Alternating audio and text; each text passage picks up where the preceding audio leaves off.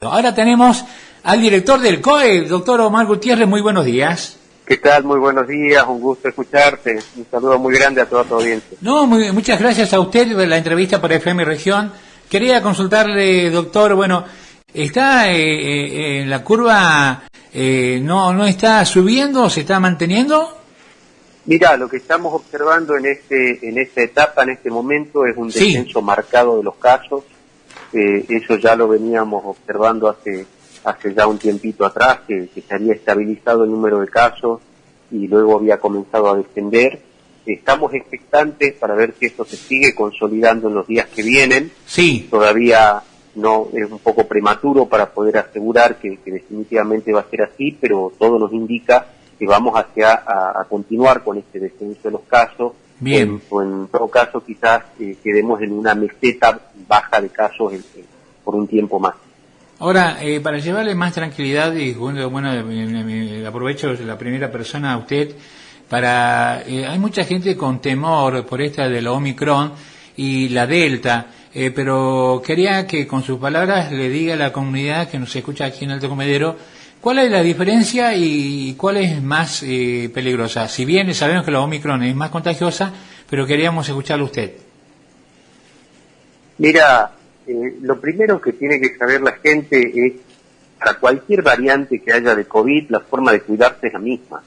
Bien. Es decir, no hay diferencia en cómo uno se va a cuidar respecto de cualquier variante que aparezca. Sí. Es válido el uso del barbijo, el distanciamiento físico, el lavado de manos, la ventilación de los ambientes, evitar estar en aglomeraciones en forma innecesaria. Ese es el primer paso, el saber que se transmite todo de la misma manera y que uno se tiene que cuidar de la misma manera.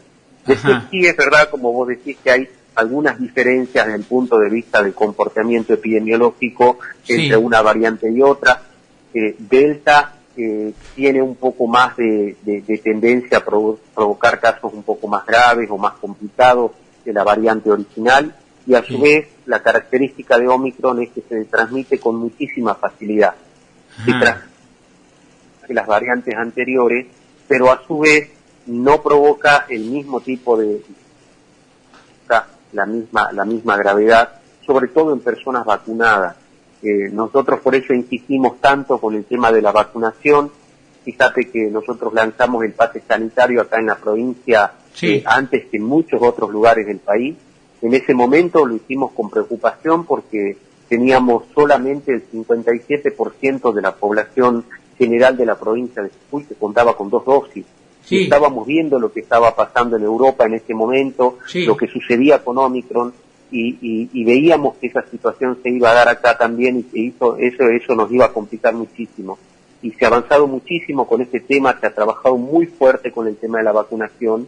Nosotros nos habíamos fijado una meta de llegar al 70% de la población de la provincia que tenga colocadas al menos las 2 dosis, y ya hemos alcanzado esta meta hace unos días y la estamos superando.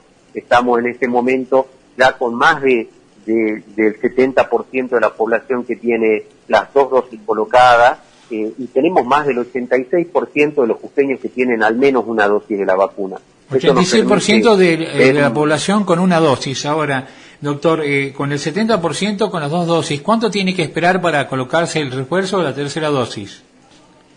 Mira, para las personas que se han colocado ya las primeras 2 dosis y están expectantes respecto a la tercera, hay que hacer una diferencia en 2 grupos. Bien. El primero es la población general. La mayoría de las personas, el común de las personas, tienen que esperar 4 meses para colocarse la tercera dosis. Bien.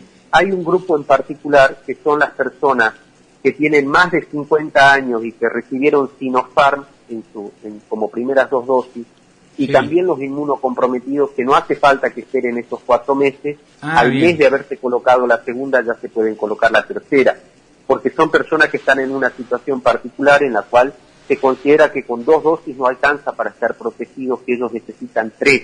Bien. Los mayores de 50 años y que recibieron Sinopharm, porque la combinación de la edad más el hecho de haber recibido una vacuna que tiene una tecnología un poquito más vieja, si le queremos decir, un poco más anterior a las actuales, hace que que requieran una tercera dosis antes para estar protegidos, y los inmunocomprometidos por su condición específica de salud.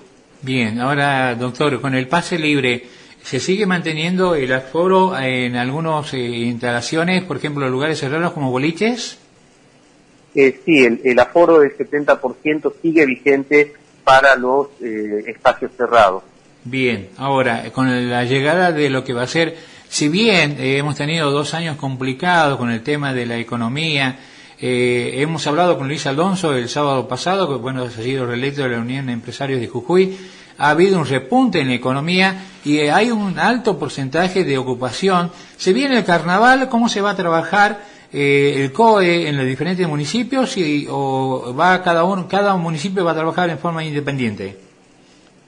Mira, nosotros venimos trabajando fuerte en lo que tiene que ver con alcanzar las metas sanitarias. Bien. Nosotros vamos evaluando todos los días la situación de salud, vamos siguiendo no solo lo que pasa acá en la provincia, lo que pasa en el resto del país también, Sí. Porque tenemos que tener en cuenta que Jujuy es una provincia turística, entonces no podemos ser ajenos al resto de la situación sanitaria del país, y en base a eso vamos tomando decisiones. Fíjate Bien. que esto que vos contabas al inicio respecto de que uno va viendo cómo bajan los casos, también se está dando en otras jurisdicciones, se está dando en el resto del país, que se han estabilizado los casos y que están con una tendencia a la baja. El plan de vacunación también está fuerte en muchos lugares de la República Argentina, también son bastante prometedores los números que se manejan con el tema de la vacunación a nivel nacional, y Sí. nosotros acá en la provincia particularmente vamos siguiendo el número de casos absolutos, la cantidad de casos que se reportan, pero a su vez también vemos otros indicadores para saber qué decisiones vamos a tomar, porque siempre hay que tener en cuenta que la cantidad de casos diarios está en relación a la cantidad de test que se hacen, a la cantidad de personas que acceden a hacerse un test, y eso es muy variable, más teniendo en cuenta que a lo largo de este tiempo han cambiado los criterios a nivel nacional respecto a quién testear. Entonces, solamente con el número de casos no nos alcanza para eso. Vemos, por ejemplo, entre otras cosas, el índice de positividad. Eso quiere decir de todos los test que vos hacés, cuántos son positivos y cuántos negativos. En un momento, cuando nosotros teníamos muchos casos en la provincia, Sí. se veían largas colas en la fila de testeo, de cada 10 jujeños que se iban a testear, 8 o 9 te daba positivo. Ajá. En cambio, en este momento es al revés. De cada 10 jujeños que se van a testear, 7 o 8 te dan negativo el test, y solamente 2 o 3 te da un test positivo. Eso nos está indicando que es real el descenso de casos, independientemente del número de test. Y por otro lado, también vamos viendo la cantidad de consultas que se reciben, la cantidad de llamadas que se hacen a las líneas 0800, la ocupación de las camas del hospital, es decir, todos esos indicadores a nosotros nos van trazando esas metas que en este momento vemos que se están alcanzando. La decisión respecto del carnaval específicamente se anunciará cuando corresponda, cuando Bien. completemos la información que necesitamos, porque como vos ves es compleja, no se trata de una sola cosa, Sí. pero por el momento estamos viendo que estamos llegando bastante bien a las metas que nos habíamos propuesto. Hemos conocido el otro día, charlado con el administrador del aeropuerto de Jujuy, muy lindo, hemos visitado, muy lindo el aeropuerto. Han habido nuevas líneas, empresas que han han tomado Jujuy como recurso turístico. Los viajantes se les va a pedir apenas lleguen PCR, pase sanitario. Mira, no se están aplicando ningún tipo de restricciones en relación a solicitarle PCR ni test de antígeno a ninguna persona que llega a la provincia de Jujuy. Ajá. No solamente a los visitantes, a los turistas, sino a los propios jujeños, porque consideramos que no es eficaz ni es oportuno. En este momento tenemos circulación amplia de COVID en todo el país. Sí. Si nosotros fuésemos una isla, si nosotros estuviésemos separados del resto, si nosotros tuviésemos acá ningún caso de COVID y los casos estuviesen afuera, se justificaría y colocar una barrera e ir controlando y solicitándole algún tipo de test a la gente que ingresa, pero en este momento no es así. No está el problema del COVID en el aeropuerto. El problema del COVID lo puedes tener cruzando la calle, yendo al kiosco a comprar algo, lo puedes tener dentro de tu casa, con un familiar, con alguien que te viene a visitar, con gente con la cual uno está constantemente en contacto. Entonces, sí. no hay un problema en relación a la frontera o en relación al límite interjurisdiccional. Esto es algo que está entre todos. Por lo tanto, las medidas tienen que ser transversales y tienen que ser para toda la población, que son las medidas generales. Ahora, doctor, tanto las medidas de bioseguridad como el barbijo, el lavado de las manos y el distanciamiento es una medida que ha quedado para quedarse, ha venido para quedarse. Así es, son medidas que han venido para quedarse por mucho tiempo, van encontrando su distinto espacio también, su distinto lugar de acuerdo a la situación sanitaria. Fíjate que hay países, hay algunos lugares en los cuales ya con un descenso muy fuerte de los casos y con el avance del plan de vacunación, que es lo que se ve en algunos lugares de Europa, se ha podido prescindir del uso del barbijo al aire libre, por ejemplo, que acá en la Argentina se intentó en su momento, sí, pero que no tuvo ese resultado que se esperaba, porque en opinión nuestra fue muy prematuro. No estábamos al nivel de los países europeos que ya tenían en ese momento un avance fuerte del plan de vacunación. Nosotros todavía en la República Argentina estábamos con la vacunación incipiente, y se determinó esto y después se volvió para atrás, porque hay muchos lugares que han ido nuevamente para atrás y la gente ya no cumplió. Entonces son medidas que uno tiene que ir analizando en forma oportuna. Posiblemente en el futuro podamos ir hacia ese camino, cuando ya vayamos alcanzando, como te decía, distintos indicadores, distintas metas que nos dan mayor seguridad a la hora de tomar estas decisiones.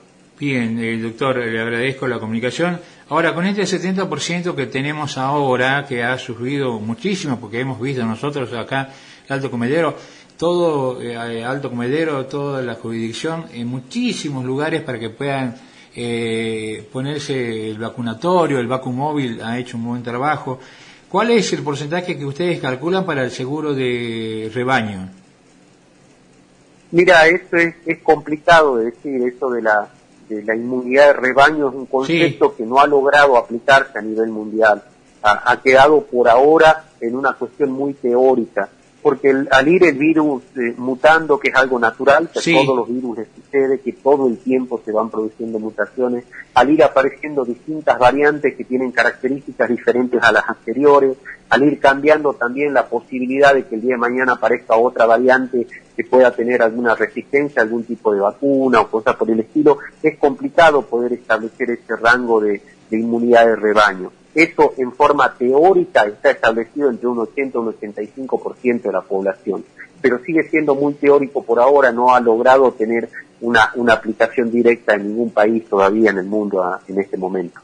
Aprovecho la oportunidad que nos brinda, doctor, para que podamos aclarar a la población las diferencias entre el resfriado y algún síntoma con el coronavirus, que muchas veces cuando uno siente a la persona toser, ya se asusta o estornudar. Mira, yo te diría que en este momento lo que hay que pensar es que cualquier tipo de síntoma respiratorio puede llegar a ser COVID y uno se tiene que cuidar como corresponde. Bien. Si vos escuchás a una persona toser, si vos ves a alguien que está resfriado, conviene reforzar un poquito más el concepto de la prevención, decir en ese momento, mira, es mejor, ¿por qué no te retiras a tu casa? ¿Por qué no te vas y te testeás?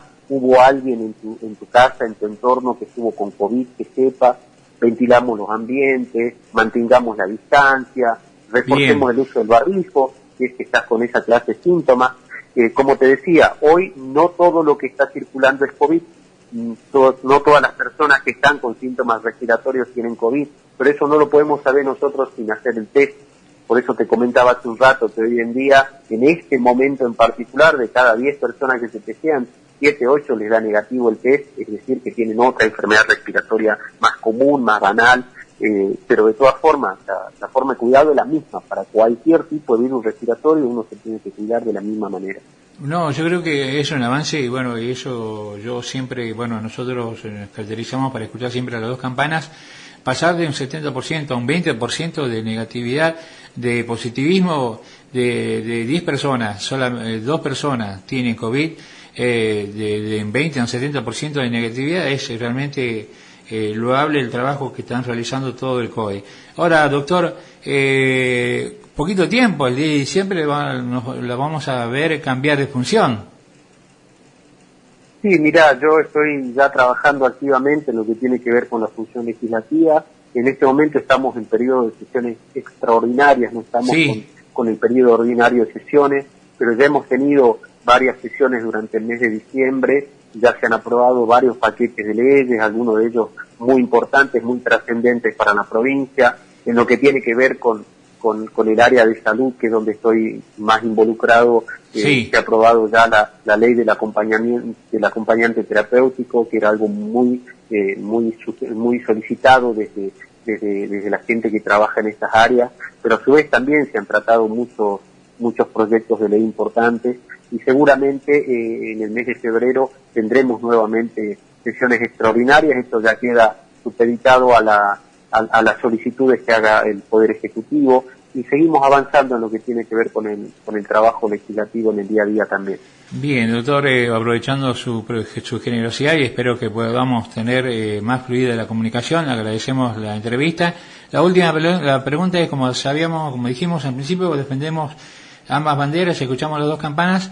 Personas con movilidad que no quieran hacerse el refuerzo, ¿qué se hace en ese caso?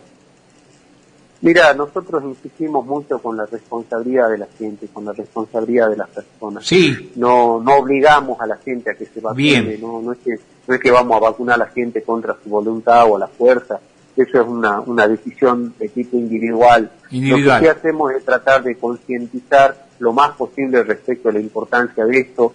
La gente tiene que ser consciente, tiene que saber, por ejemplo, que la mayoría de las personas que en este momento están internadas en terapia intensiva en nuestros hospitales por COVID son gente que no se vacunó, que tiene el esquema de vacunación incompleto. Lamentablemente la gente que pierde la vida suele ser gente que no se vacunó, que tiene el esquema incompleto, o como en este caso vos comentás, gente que tendría que tener ya el refuerzo colocado, por eso ese riesgo mayor que tiene y que no lo hizo.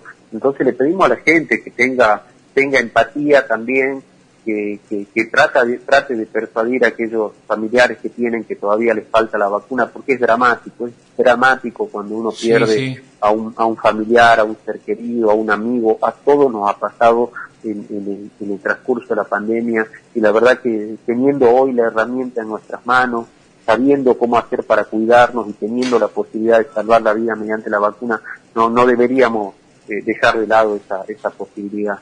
Bien, doctor, la última llega preguntas, a ver dónde, como dice Amelia, ¿no? Alejandra Ramos pregunta, tengo un pariente con diálisis, pero le dijeron con 2 vacunas, tiene 2 vacunas, pero le dijeron que se ponga el refuerzo porque si no, no le dejaban entrar. Me parece que ese es con movilidad. ¿Cómo se hace en esos casos? ¿Hay un control? Si la persona ella puede decidir, ¿le pueden quitar el servicio? No sé, no hay una restricción de ese tipo. Hay algunos lugares del país donde se están aplicando algunas políticas de esa clase, incluso hay gente que le están empezando a cobrarles directamente todos los servicios de salud a las personas que no se vacunaron. Acá en la provincia de Jujuy no es así todavía. Bien. Sí. ¿Qué tiene que hacer en este caso? Dando esta situación. Mira, te vuelvo a decir, la persona que está en una situación de vulnerabilidad debe vacunarse, debe realizarse la tercera dosis. Tenemos la posibilidad para que se vacunen cualquiera de los vacunatorios que están en la provincia de Jujuy. Se ha hecho un esfuerzo muy grande del Ministerio de Salud para tratar de llegar con la vacuna lo más cerca posible de la gente. No podemos obligar a la gente que se vacune, pero sí podemos indicarle que es importante el cómo, el por qué, y que esa persona pueda decidir y hacer uso de ese derecho a la salud en forma plena. Bien, doctor Omar Gutiérrez, muchísimas gracias, y bueno, ojalá podamos tener un contacto más fluido. Que tengan un excelente fin de semana. Muchas gracias igualmente, y muchos saludos a toda la audiencia. Espero que la haya pasado bien, muchísimas gracias y estaremos en contacto. Gracias, doctor. Muchas gracias, hasta luego.